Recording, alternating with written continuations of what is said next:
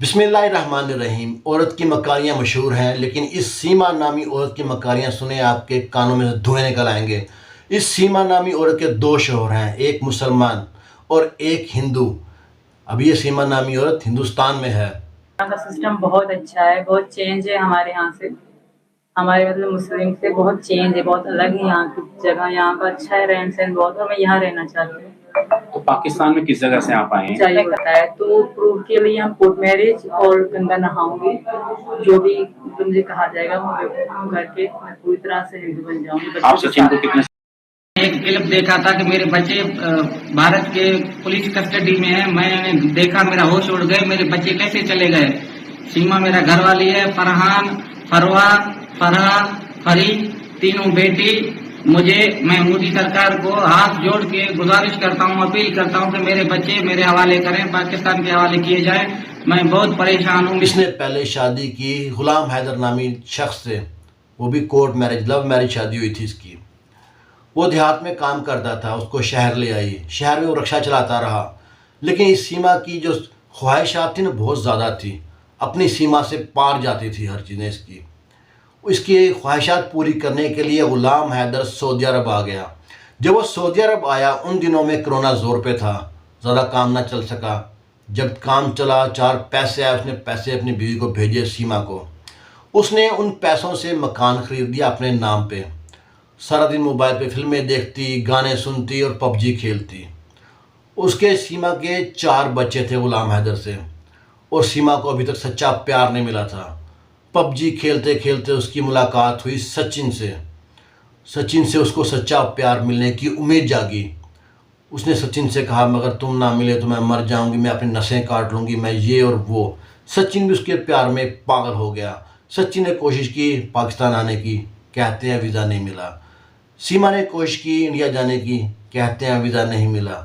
फिर इसने प्लान बनाया, ये पहुंची नेपाल, और इसका जो शौहर था वो पहले ही नेपाल पहुंचा हुआ था, यानी इस होने वाला शौहर सचिन।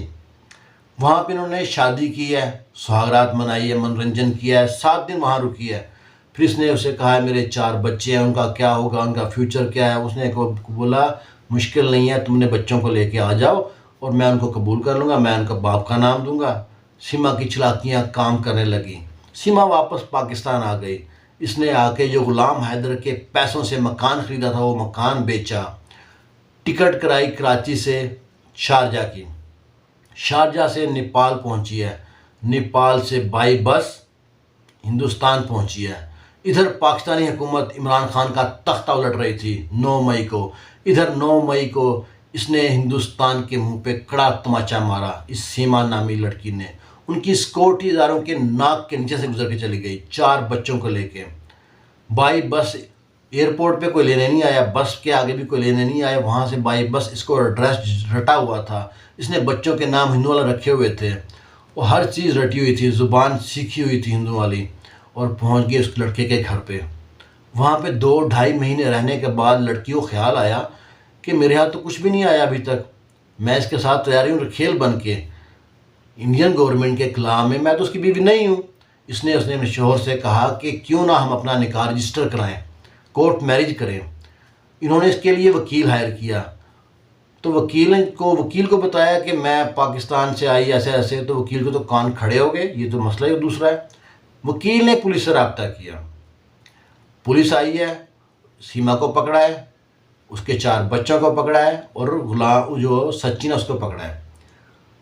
इधर सीमा ने शोर मचाना शुरू कर दिया, मैं अपना मुसलमान मज़हब तब्दील करके हिंदू मज़हब में आ रही हूँ, मैं सचिन से प्यार करती हूँ, ये ना मिला मैं मर जाऊँगी।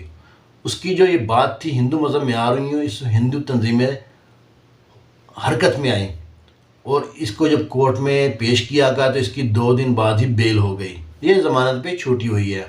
होगा क्या, कहेंगे हुकूमत, इंडियन हुकूमत कहेगी, गवर्नमेंट कहेगी कि ये लड़की बालग है, अपनी मर्ज़ी से आई है, ये सचिन से शादी कर सकती है। सफ़र करेंगे बच्चे, वो 4 बच्चे, वो शायद गुलाम हैदर को मिलें, शायद ना मिलें। लेकिन गुलाम हैदर को क्यों क्या मिला, गुलाम हैदर ने बच्चे भी गवाए, बीवी भी गवाई, और जो मकान ख़रीदा था अपनी मेहनत की कमाई से वो भी गवा दिया।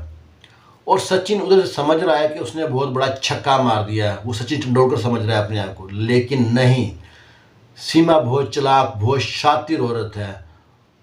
कुछ देर बाद एक एपिसोड और आएगी जिसमें पता चलेगा सीमा के कारनामे।